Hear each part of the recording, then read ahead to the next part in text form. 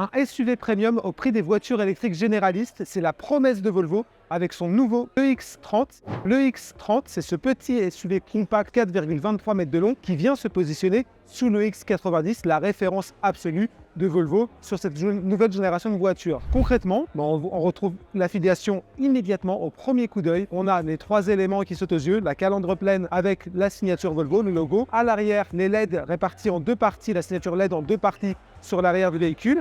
Et surtout, la petite touche d'humour suédoise, l'optique à l'avant en forme de T, le T du marteau de Thor, bien évidemment. On est à l'intérieur maintenant de ce EX30 et là encore, il y a trois choses qui nous frappent. La première, c'est qu'on n'a pas d'écran d'instrumentation. Tout passe par l'écran central, une espèce de tablette de 12,3 pouces qui flotte en fait à la manière des Tesla Model 3 et qui indique à peu près tout ce qu'il faut au conducteur. La vitesse, par exemple, c'est ici que ça se passe. Devant, on n'a plus rien et on n'a pas non plus un affichage tête haute qui pourrait venir aider. Donc, il va falloir s'habituer à cette nouvelle navigation que Volvo assume complètement. La deuxième chose, c'est encore une absence, c'est l'absence de haut-parleurs sur le côté dans les portières. En fait, tout passe par une très grande barre de son qui va d'un bout à l'autre de la planche de bord. Cette barre de son, elle est signée Harman Kardon et elle promet un très bon niveau sonore. Là, il va falloir attendre un petit peu le test pour en avoir un aperçu. Et la troisième chose, c'est l'absence quasi totale de boutons physiques. Tout passe par l'écran. Et là, pour le coup, les connaisseurs reconnaîtront Android en mode natif, c'est-à-dire Android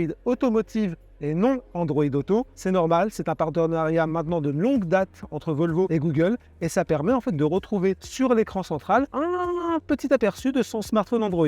Très pratique, ça marche très bien et c'est actuellement l'un des meilleurs systèmes dans l'industrie auto. Le Volvo EX30 arrivera sur les routes françaises à la fin de l'année 2023 en trois versions différentes. On a le choix entre un petit moteur et une grosse batterie. D'un côté, on a donc du coup un moteur de 272 chevaux, alors petit pas tant que ça, et une batterie de 51 kW qui vont permettre d'aller un peu en dessous des 340 km d'autonomie. Et ensuite la version performance, elle propose un moteur de 428 chevaux et une batterie de 69 kW et là l'autonomie touche les 460 km. Clairement ce sont des valeurs très intéressantes et surtout il faut les mettre en comparaison avec le prix de cette EX30 qui sera vendu dans sa version d'entrée de gamme à partir de 37 500 €. C'est le prix typiquement d'un Hyundai Kona électrique et c'est moins cher qu'une Mégane électrique. Donc clairement, c'est la proposition qui est un peu osée de la part de Volvo, proposer une voiture, un petit SUV compact premium à des tarifs très agressifs. Volvo compte en faire son véhicule le plus vendu sur le marché et il a toutes les chances de réussir son pari.